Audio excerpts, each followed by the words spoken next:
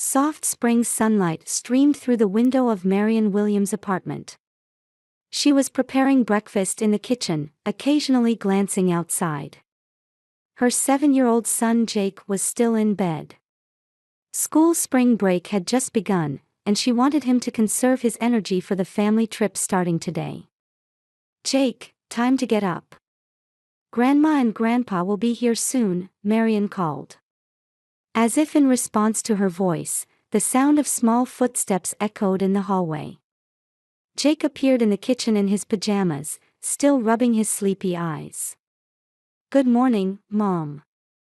We're going camping today." His words carried the innocent excitement unique to young boys. Marion couldn't help but smile. She would do anything for this child. That thought had been the driving force that sustained her as a single mother. Jake's father had left home just a year after he was born.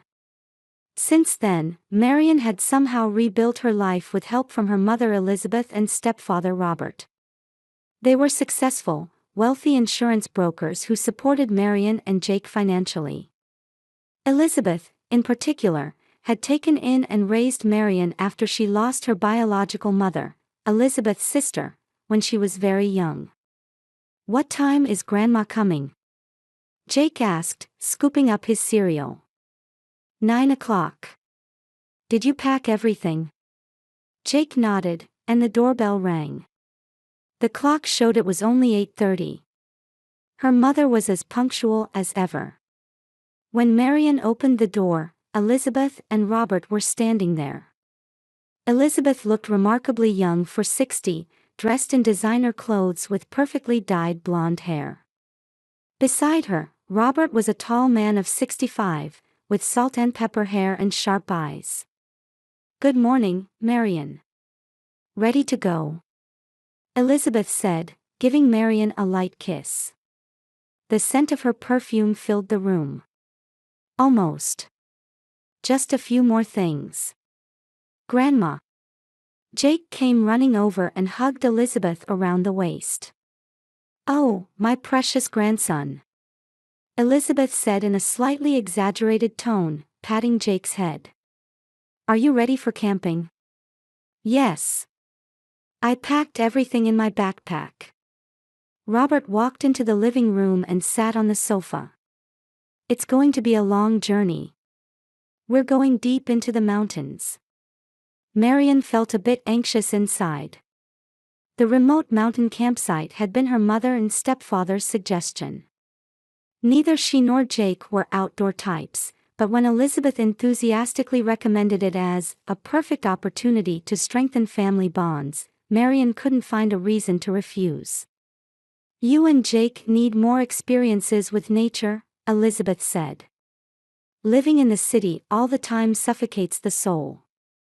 Marion just smiled and nodded. Her relationship with her mother was complicated. Elizabeth was her benefactor who had taken her in and raised her. But sometimes, there was a subtle coldness in her attitude. Marion occasionally felt that the fact she wasn't Elizabeth's biological daughter created an invisible wall between them. As they loaded the luggage into Robert's luxury SUV, Marion wondered if she should have listened to her instincts. For some reason, an ominous feeling had been haunting her about this trip. But when she saw Jake's excited face, such concerns seemed trivial. "Let's go," Elizabeth said. "I found a wonderful place. We won't be disturbed by anyone." After a 5-hour drive, they finally left the paved road and turned onto a narrow gravel path. Jake peered out the window at the dense forest and let out excited little gasps each time the SUV bounced. The road became narrower, and the trees grew thicker. Marion felt her anxiety growing. "Are you sure this is the right place?" Marion asked Elizabeth in the front seat. "I don't see any signs or ranger stations." "Don't worry," Elizabeth looked at Marion through the mirror. "We wanted a private experience. This is a special place a colleague of Robert's told us about. We won't be disturbed by anyone, literally, no one." There seemed to be something cold in those words, but Marian dismissed the thought. Eventually, the car arrived at a small clearing. It was surrounded by enormous pine trees, with a small lake visible in the distance. It was certainly beautiful, but extremely isolated. There was no sign of other campers, no sounds of people or vehicles. "Here we are," Robert announced, turning off the engine. "Let's explore the area before setting up the tents." Jake jumped out of the car with an excited shout. "Mom, look! There's a lake. Can I swim in it?" "It's probably too cold," Marian answered, looking at the quiet lake beyond the trees. The water looked dark and endlessly deep. As they unloaded their gear and set up tents, the sun gradually moved toward the mountains in the west. Robert and Elizabeth set up a large family tent, while Marian put up a smaller one for herself and Jake. "Separate tents?" Marian asked, somewhat surprised. "You and Jake need your privacy," Elizabeth answered with a smile. "Besides, Robert snores terribly. We wouldn't want to keep you up all night." While preparing dinner, Marian noticed that her mother was acting differently than usual. Elizabeth was unusually kind, laughing more than usual and hugging Jake repeatedly. Robert also seemed strangely nervous, frequently checking his watch. As they ate around the campfire, Elizabeth suddenly began talking about the past. "Do you remember your mother, I mean my sister?" Marian shook her head. "Not really. I was only 4 when she died." "She was a wonderful woman," something flickered in Elizabeth's eyes. "But she was always luckier than me. Especially." She cut herself off. "Never mind," Elizabeth abruptly changed the subject. "Jake, would you like to toast some marshmallows?" As the night wore on, Marian began to feel tired. Jake was already half asleep.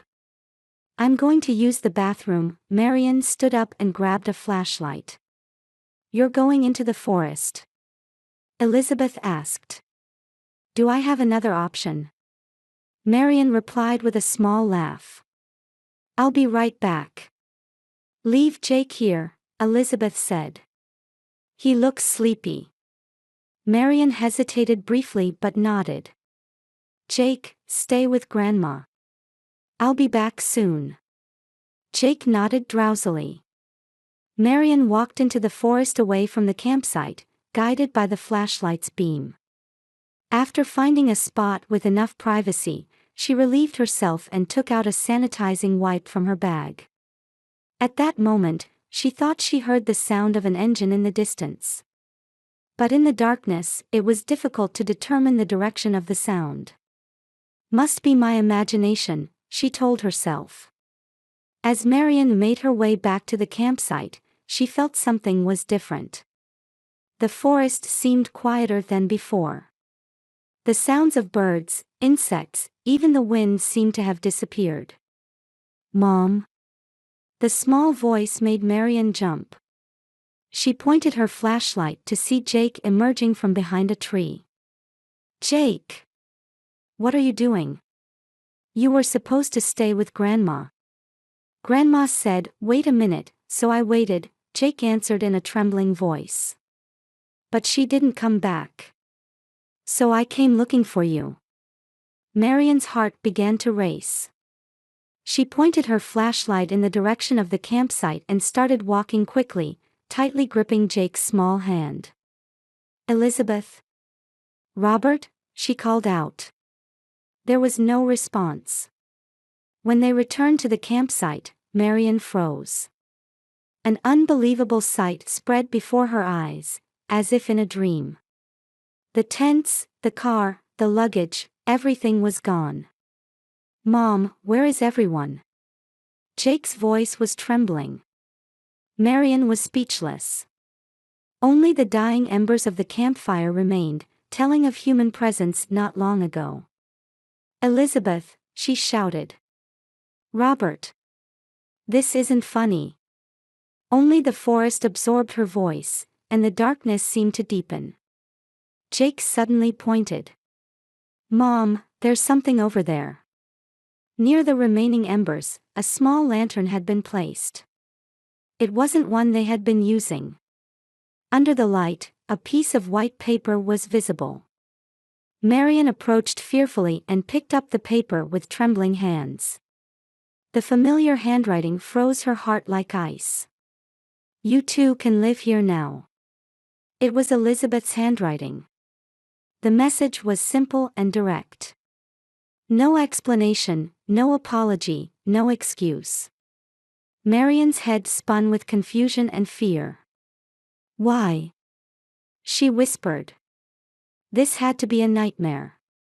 She frantically reached into her pocket, but her smartphone was gone. She searched for her bag, but that too had disappeared. All she had was the flashlight. "Mom, I'm cold," Jake pressed against her. "Where did Grandma and Grandpa go? When are they coming back?" Marian hugged Jake, feeling his small body trembling. Fear and anger swirled inside her, but she had to remain calm in front of her son. "It's okay, Jake," she said in the most gentle voice she could manage. "There must be a reason." But deep down, she understood there was no reason for such a cruel act. There could be no justification. As the darkness of night enveloped them and the remaining embers gradually weakened, Marian and Jake were completely isolated in the unfamiliar forest. The time until dawn felt eternal to Marian. She put Jake to sleep near the remnants of the fire and stayed awake all night keeping watch. By the time sunlight filtered through the trees, her head was clouded with fatigue and fear. "Mom, I'm hungry," Jake murmured as he woke up. Marian gently stroked her son's head and replied, "I know, honey. I am too. But we don't have any food right now. When are Grandma and Grandpa coming back?" That innocent question pained Marian's heart. "I don't know, Jake. But I think we need to find help on our own." She stood up and looked around. In the morning light, the campsite appeared even more isolated. She tried to find the path they had come on, but without any landmarks, she couldn't even determine which direction to go. "Staying here won't bring anyone to us," Marian decided. "If we go downhill, we should eventually come across a road or a house." She put ash and charcoal from the remaining fire into a small backpack, took Jake's hand, and they began walking downhill. Marian tried to act as cheerful as possible, but inside she was trembling with fear. Being lost in the forest without food, water, or means of communication, with a 7-year-old child, she had never even imagined such a situation. "Mom, what's that?" Jake's voice brought Marian back to reality. In the direction he was pointing, a small stream was flowing. "Water," she exclaimed with relief. "You're thirsty, aren't you? But don't drink directly from it. Wait until we can purify it." She tried to remember how to start a fire. Survival techniques she had seen on TV flashed through her mind. "Maybe we can sterilize water using the sun's heat." But without proper containers, they couldn't purify the water adequately. Hunger and fatigue began to weaken Jake, and Marian had developed blisters on her feet. On the second day, they continued downhill along the stream. Marian searched for berries or edible plants, but she wasn't confident about what was safe and what was dangerous. Jake became increasingly quiet, occasionally whispering, "I want to go home." On the morning of the third day, Marian woke up feeling chills. The night dew and hunger had sapped her strength, and she was showing symptoms of mild fever. Still, she got up and encouraged the exhausted Jake to keep walking.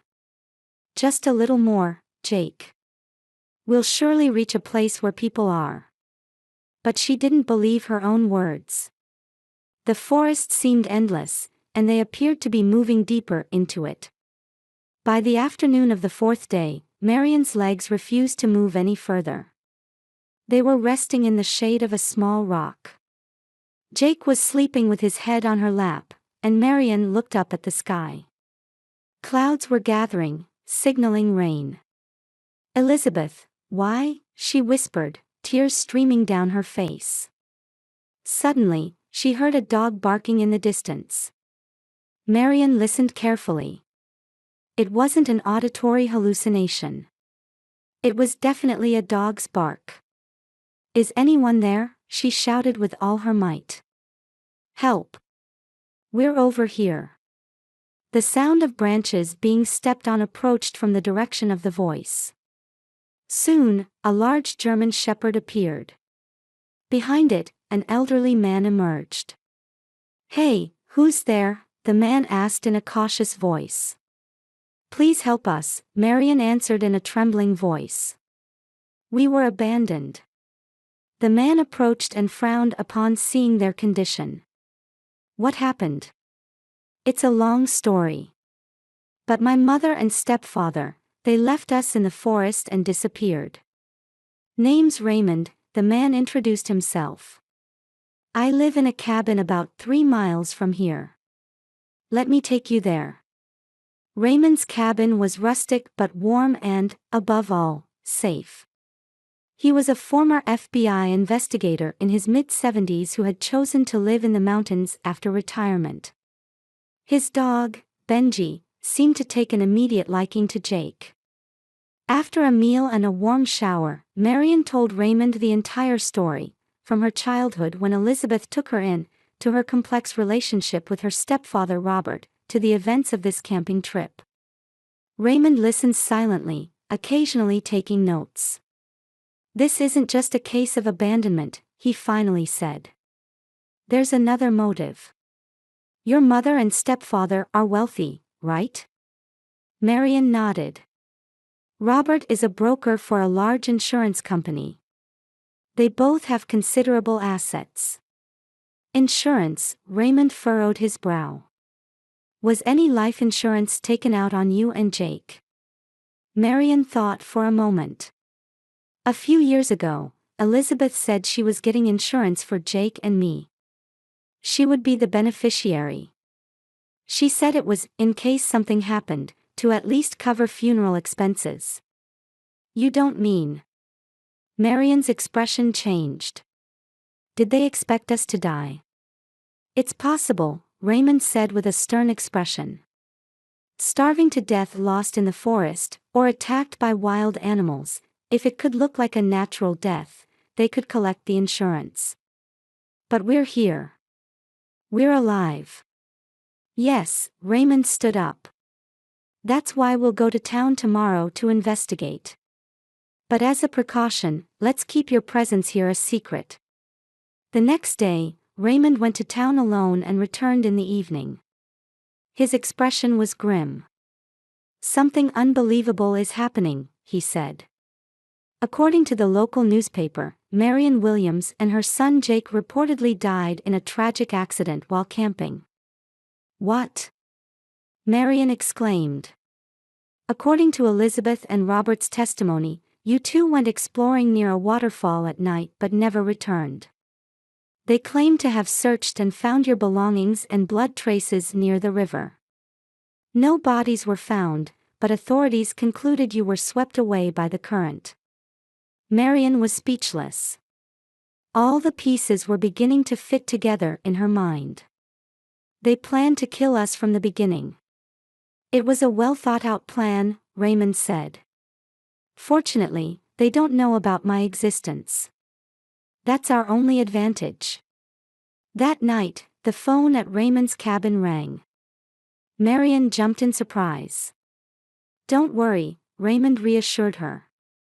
"Few people know this number."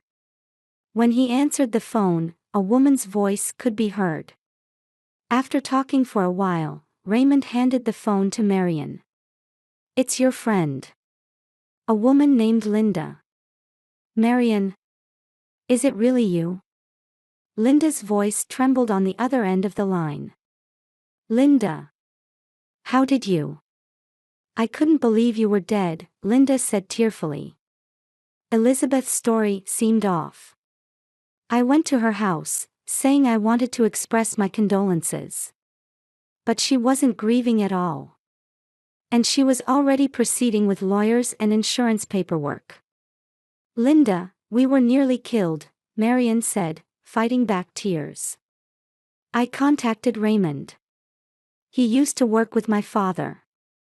I thought he could help. Thank you. But please don't tell anyone we're here. If Elizabeth and Robert found out. I promise, Linda answered. I'll help too.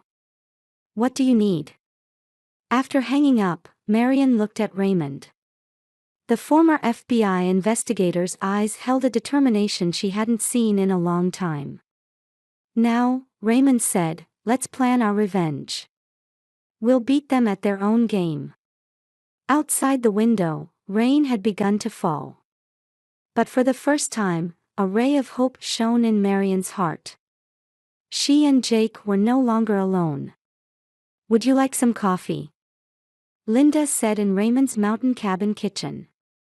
She had joined them 2 days ago, and the cabin suddenly took on the atmosphere of an operations headquarters. Thank you, Raymond answered without taking his eyes off his laptop. Almost, got it. Marian and Linda gathered behind him. Complex databases were displayed on the screen. These are the secret servers of Robert's company, Raymond explained. Some old colleagues helped me a bit. It's not legal, but, given the circumstances, we had no choice.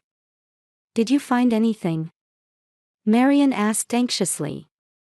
Your stepfather appears to be a respected insurance broker on the surface, but behind the scenes, he's involved in large-scale tax evasion. And look at this. He opened a file. It displayed multiple insurance policies with Marian and Jake's names. $5 million, for us. Marian exclaimed in surprise. That's not all, Raymond opened another file. Elizabeth has already begun filing insurance claims for your deaths. The review process has just started, but payment is scheduled within 2 weeks. Unbelievable. Marian collapsed onto the sofa. But why? They're already wealthy. There's no limit to human greed, Raymond said coldly. However, there's more important information. He opened another folder. Old legal documents and trust deeds were displayed. This is records of your biological mother's trust property, Raymond explained. Your mother, Elizabeth's sister, apparently had considerable assets. After her death, that property was supposed to be held in trust for you, who was a minor. But Elizabeth became your guardian and gained control. I never knew about this, Marian's face changed color. She had an obligation to inform you. Instead, Raymond pointed to another file. She had been siphoning off funds little by little each year. The amount you should have received when you turned 21 was less than half the original value. But why try to kill us now? The reason is here, Raymond opened the final file. According to the trust terms, if anything happened to you before you turned 35, all remaining assets would transfer to your child. Elizabeth would remain the administrator. 35. Marian said in a trembling voice. I'm 32. In 3 more years. She couldn't wait, Linda said. She needed to eliminate you now to gain control over Jake and access all the funds. And the insurance money too, Raymond added. Killing 2 birds with 1 stone. In Marian's mind, pieces of memory began to connect. Elizabeth's cold attitude, the occasional display of excessive affection, and her recent strange behavior. My mother, no, Elizabeth was using me from the beginning, tears welled up in her eyes. She took me in not out of love, but for money. We have all the evidence, Raymond's voice strengthened. Now we can report this to the authorities. Wait, Marian suddenly stood up. Just reporting isn't enough for me. I want to confront them directly. I want to see with my own eyes their faces when they learn I'm alive and know the truth. Raymond thought for a moment. It's dangerous, but might be possible. Some of my former colleagues will help. But timing is crucial. Right before the insurance payout, Linda suggested. When they're most off guard. The three planned late into the night. Raymond contacted former colleagues by phone to secure their cooperation. Linda was responsible for gathering information about movements in town. A few days later, Linda returned with important news. The insurance company has approved the payment. Next Wednesday, Elizabeth and Robert are scheduled to receive the check at the Boston headquarters. Perfect, Raymond said. Our trap is set. On the day of the plan, Marion sat in the back seat of Raymond's car, her hands trembling with tension. Jake had been left with a former colleague of Raymond's for safety. Are you okay? Raymond looked at her through the rearview mirror. Yes, no. But I have to do this. They arrived at a high-rise building in Boston. In the insurance company's luxurious lobby, Raymond showed his ID to the security guard. Former FBI Special Investigator Raymond Harris. I've brought a witness for an important fraud case. Investigator Brendan Murphy should be expecting us. The guard made a phone call and promptly escorted them upstairs. In front of the conference room door, Marion took a deep breath. Ready? Raymond asked quietly. Marion nodded. The end of 15 years of deception. The door opened, and they entered. Elizabeth and Robert were sitting on the other side of a large table, talking with several men in suits. They looked happy, with triumphant expressions. Elizabeth noticed first.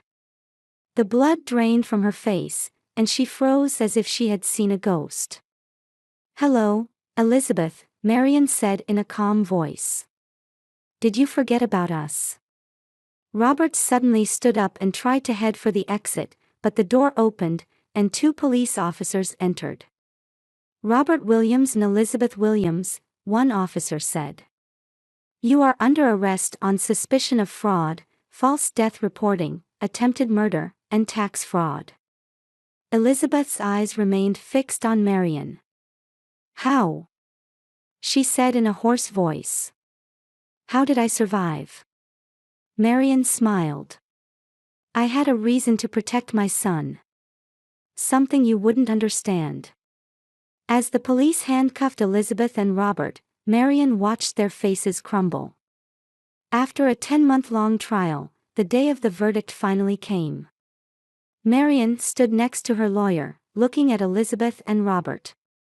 The two had hired separate attorneys and had developed a situation where they were blaming each other. Defendant Elizabeth Williams, the jury has found you guilty on all counts of fraud, attempted murder, and tax evasion, the judge said sternly. This court sentences you to 20 years in prison.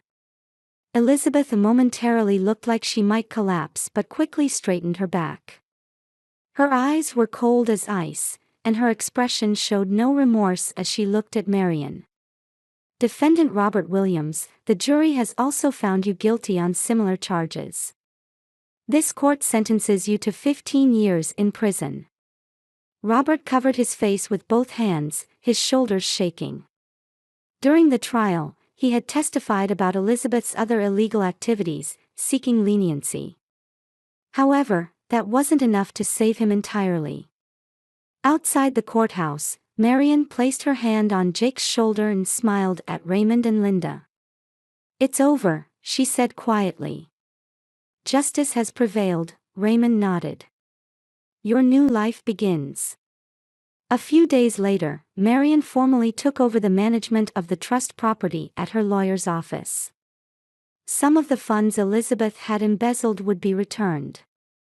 Also, all the fraudulent insurance contracts taken out in her and Jake's names were cancelled. I heard Elizabeth has the worst reputation in the women's prison, Linda said, drinking coffee in Marian's apartment. She was talking with Marian in the kitchen after reading a book to Jake. Other inmates call her the witch who tried to kill her daughter and grandson. I can't feel sorry for her, Marian shrugged. Besides, she's not my real mother. What happened to Robert? I heard he's talking about Elizabeth's other crimes to get early parole. The hatred between them seems to be deepening. It's ironic, Linda said. Two people who betrayed family for money end up betraying each other. Outside the window, snow had begun to fall. The arrival of winter in Boston. Marian looked out the window, holding a warm drink. Next week, we're moving to our new house, she said. Jake is very excited. It's the first house with his own yard. You look happy, Linda said, observing her friend's expression. Yes, strangely enough. After such a terrible experience, I'm full of gratitude now. Because I learned the true meaning of family. The doorbell rang, and Raymond came in, brushing off snow. He had a large gift box in his arms. Jake, look. A gift for your new home. Raymond. Jake ran over excitedly. What's inside? Open it and see. As Jake tore the wrapping paper, a model house kit emerged. Awesome. Will you build it with me? Of course, little architect, Raymond laughed. Watching them, Marian quietly vowed in her heart.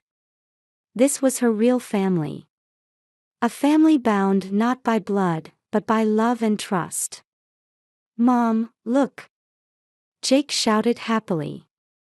Grandpa Raymond brought a miniature of our new house. That's wonderful, Marian smiled. Our new home, the beginning of our new life. Outside the window, snow continued to fall silently, turning their new memories white. Having overcome the darkness of the past, a bright future stretched out before Marian and Jake. And they were never alone again.